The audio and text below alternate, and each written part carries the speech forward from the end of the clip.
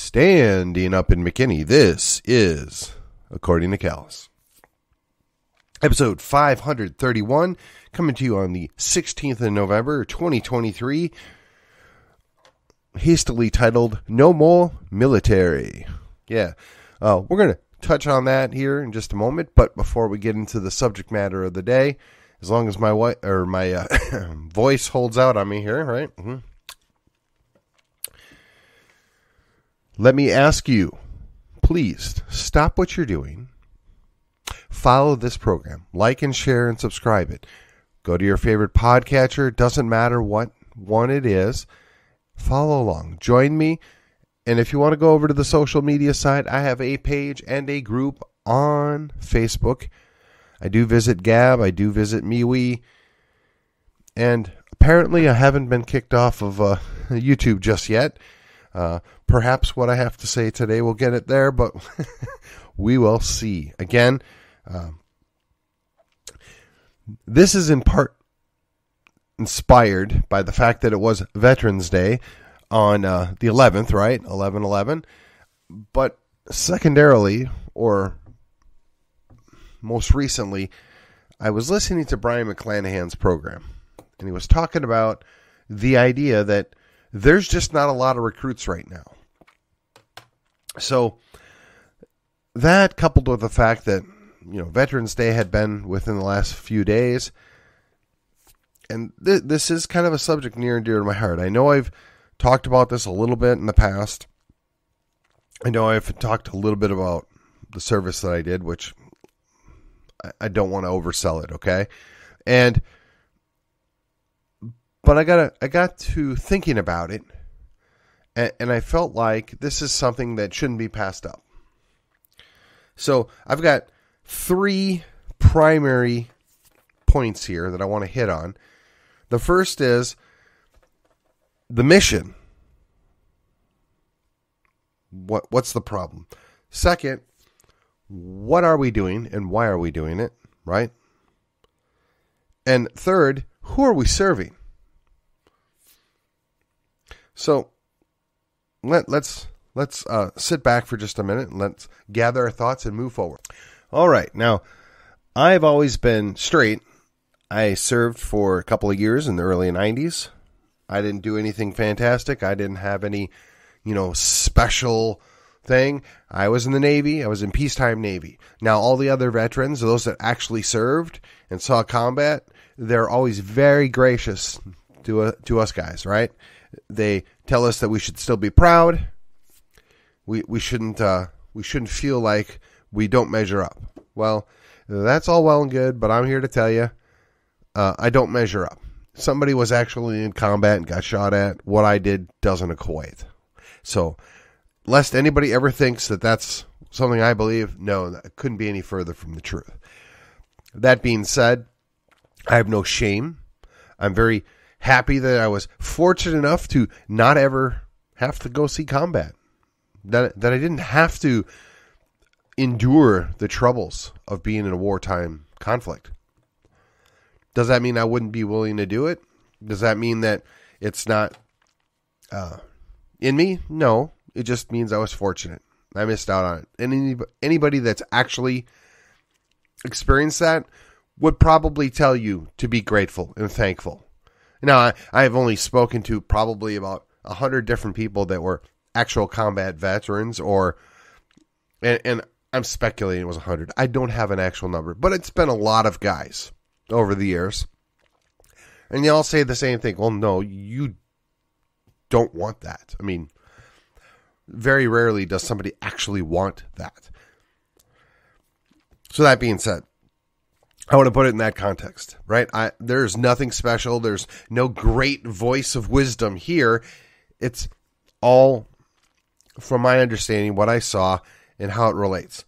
So, what are we getting at? Okay, well, I'll say from the onset, you may have heard that there's disproportionate representation of certain minorities or minorities in general in the military.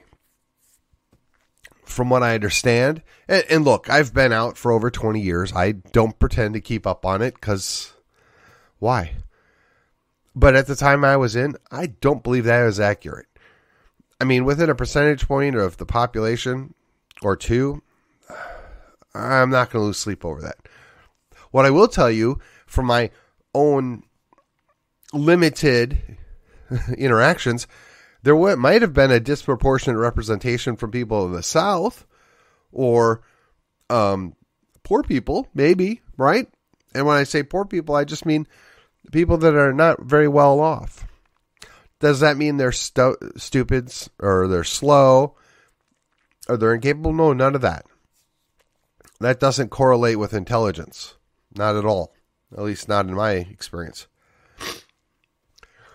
But what I can tell you is, without a doubt in my mind, every guy that I knew when I served and that I've met afterwards, without a doubt was a man.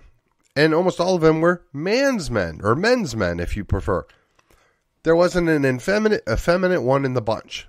Now, does that mean there wasn't, let's call somebody that practiced alternative lifestyles that I ran across? Maybe. But when they were on the ship and they were doing their job, they weren't worried about their nails. They were there to do a job and do it well, regardless of what they may have done off the ship.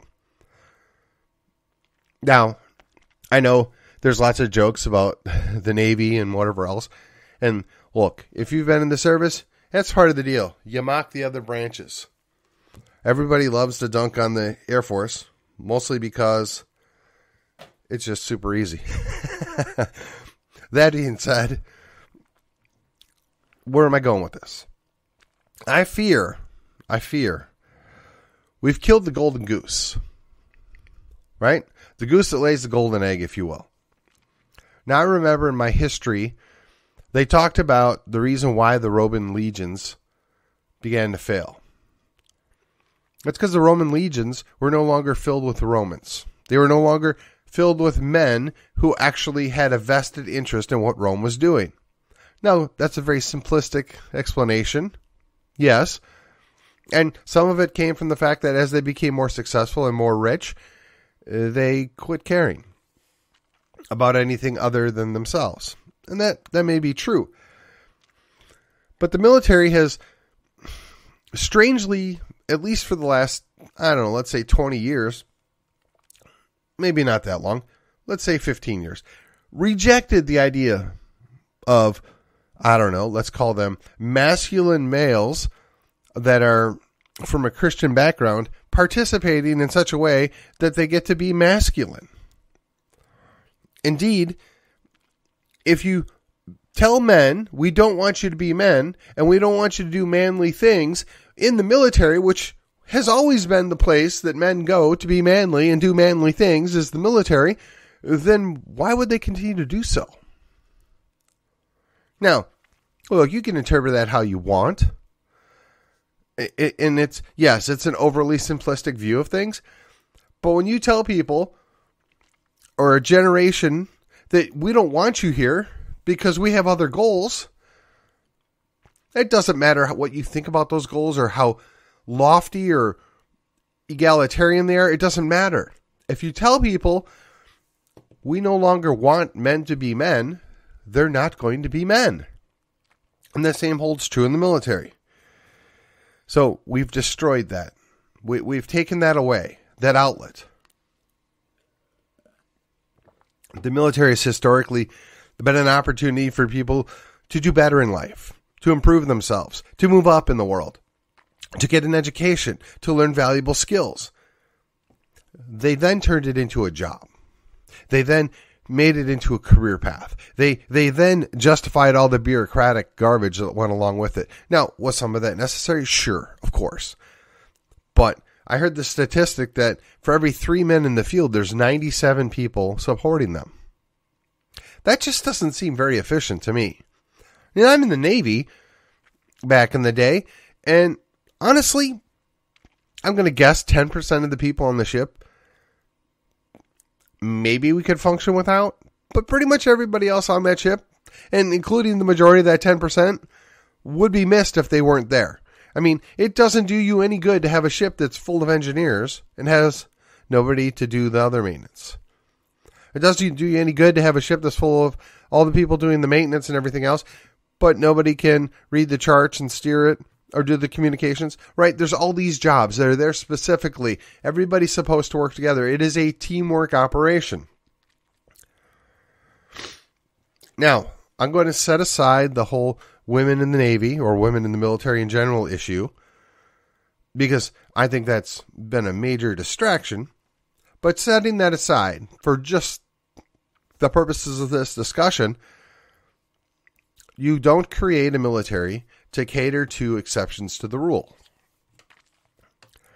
The military is supposed to be there. What is it Rush Limbaugh used to say? Kill people and blow things up. Something like that. So we've taken away the incentive for men to go be men in the military. Okay? Secondarily, what are we doing?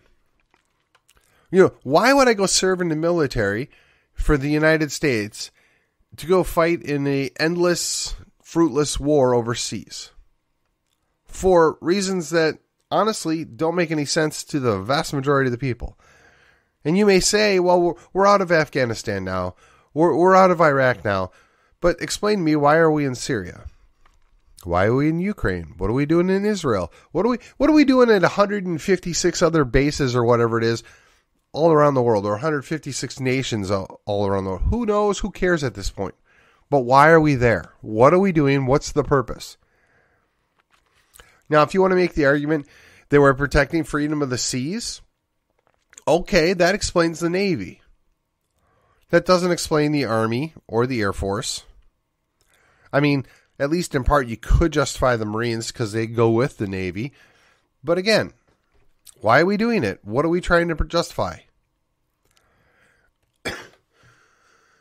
And for that matter, we have this mindset that we're going to be able to fight a two-front war at a massive scale and fight it well. Well, excuse me if I find that dubious.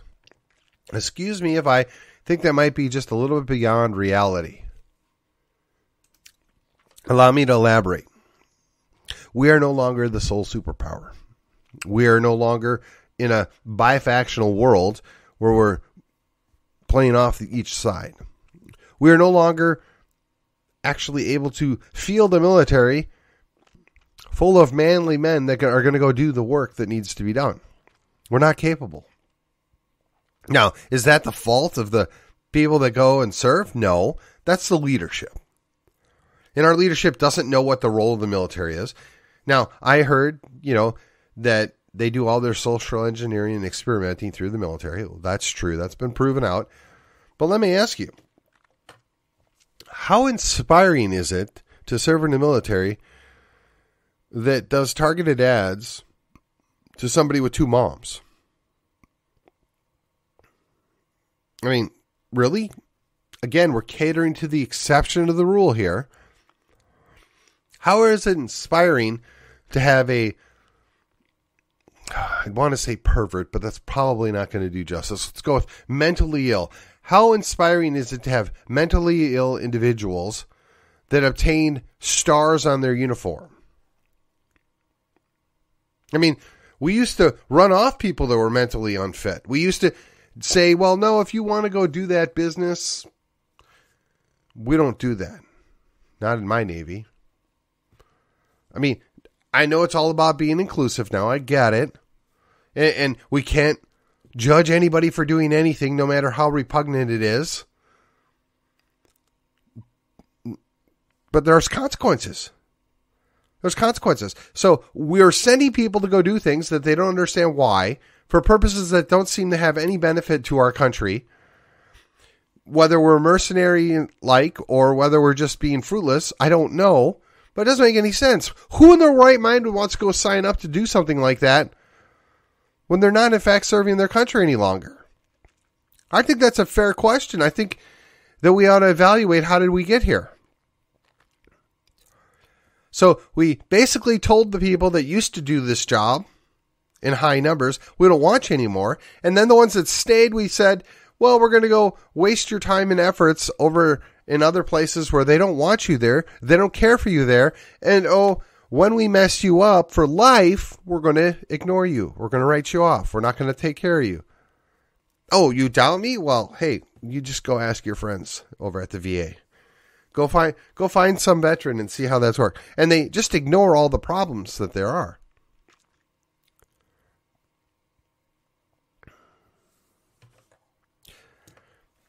So let's take a moment just to consider the last part of this puzzle here. Who are we serving?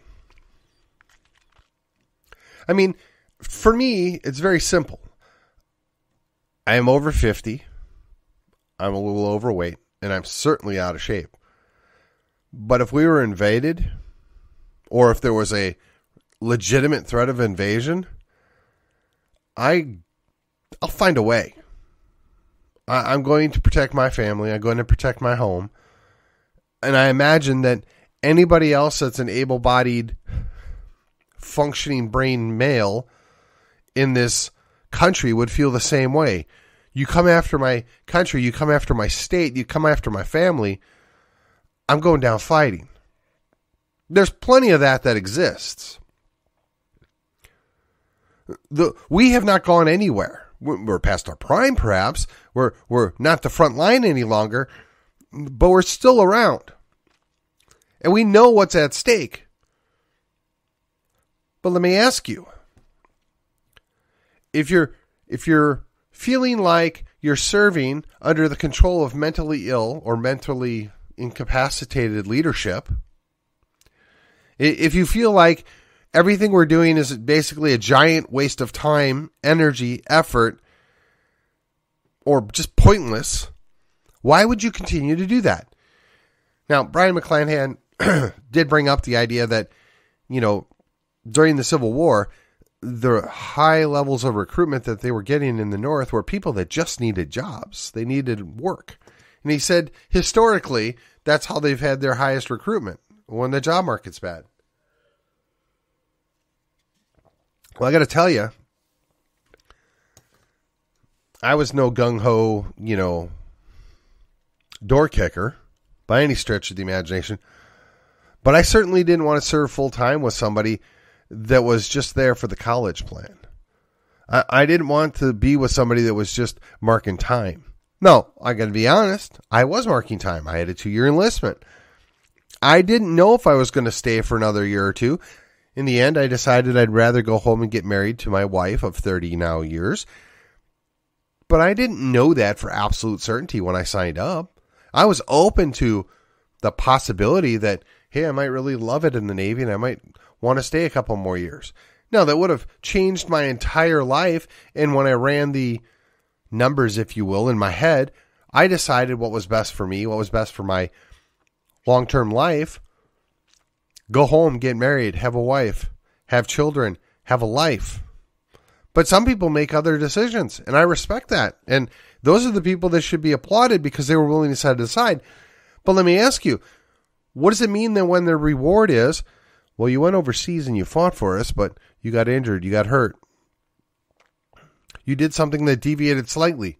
We're going to railroad you out. We're going to ruin your life. We're going to not take care of you. We're not going to keep our promises. How are we inspiring anybody to want to serve? And when we keep finding clashes or wars or conflicts that keep throwing our sons and unfortunately now daughters into, for what purpose?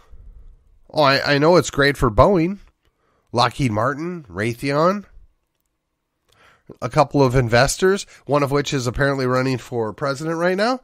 That's great for them, but what about we the people? What about the average Joe? They signed up to defend their country, not defend Ukraine.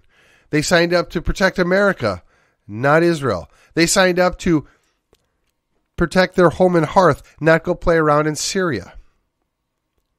Now, we could justify and wrap our heads around why you might be in Afghanistan. Not for 20 years, but at least for a short period of time. And we bought the lies, the propaganda, why we were in Iraq. And now anybody that's honest and looks back at what's happened with 2020 vision realizes that we were sold a false bill of goods. We were lied to. We went along with it because we believed our government.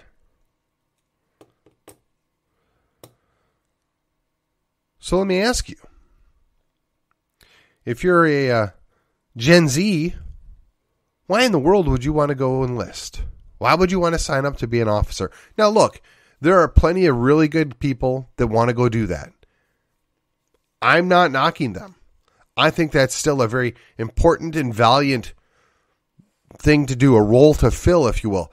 I'm asking the question for the macro level. If I'm part of Gen Z and I'm looking at all the crap that's gone on while I was a child until now, why in the world would I want to do that? I mean, me as a 50-plus-year-old guy, I'm like, well, you can do this, this is great. You know, this maybe not so much. I can understand why you would make that sacrifice at 20, but if you're 20, 25 years old, you got to be looking and wondering, why in the world would I want to do that?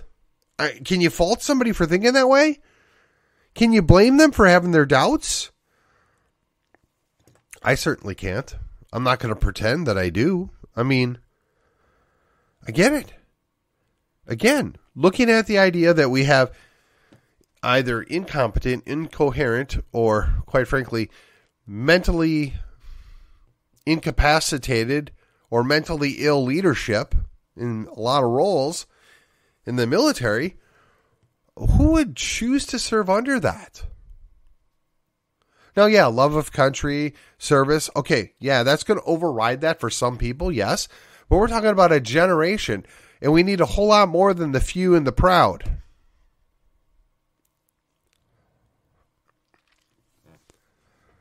You've taken away the motivation. You've taken away the camaraderie and enjoyment that could be gathered. Now, look, when I was in the Navy, we were dealing with the whole don't ask, don't tell thing, right? And I served with guys that were a whole lot more gung-ho than I was. And several of them said, look, I don't really care who that dude's with on the weekends or at night, as long as he can come here and do a good job. As long as he can do the job in front of him, I don't care. But I got to tell you, a lot of that same mindset didn't translate to, yeah, I'm not good with ladies trying out for the SEALs or for combat stuff. I don't think that ladies can do certain roles. I mean, they were obviously not supposed to speak about this, but they're being honest. We're being honest. We're amongst ourselves. We're not going to go rat each other out, right? And I would never say the names on public space like this, but I'll tell you right now, I had a role where we had to be able, 2 men, carry a 200-pound piece of equipment by ourselves. Now, look, if you look like China from the old WWF and you're a lady, yeah, you could probably do that job. You probably don't even need to be that big and that strong. But go with me here. You're the exception to the rule.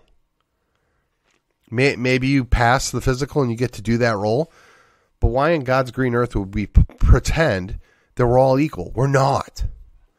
There are people out there that are significantly smarter than I am. There's a whole lot of people out there that are significantly stronger than I am and are faster. And they're fit for certain roles that I am not. That doesn't bother me.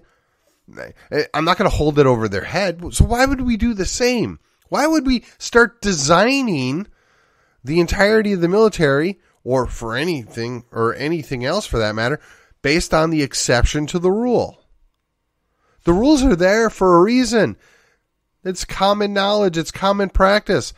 If you have an exception to the rule and you want to change things to accommodate the exception to the rule, fine. But don't rewrite the rules to accommodate the exception to the rule. Make an allowance for something that deviates from the norm. Let's not pretend. What we're really driving ourselves into is a situation where we're not going to have enough men to go do the jobs that need to be done. We're not going to have enough capable individuals that can fulfill the necessary roles. Now, some of that might be because we want this giant army. We want the giant military to cover the entire world, and that's just not necessary anymore. It's a unneeded, undesirable situation. Of course, that's just my opinion, right? Feel free to disagree with me. But if our job is to protect the United States, our job is to protect home and hearth, look after our families, why do we need to be screwing around on the other 6 continents. Well, why do we need to be sticking our nose in everybody else's business? I mean, I'm sure there's legitimate reasons out there, but for everything, everywhere, all the time, I don't buy it.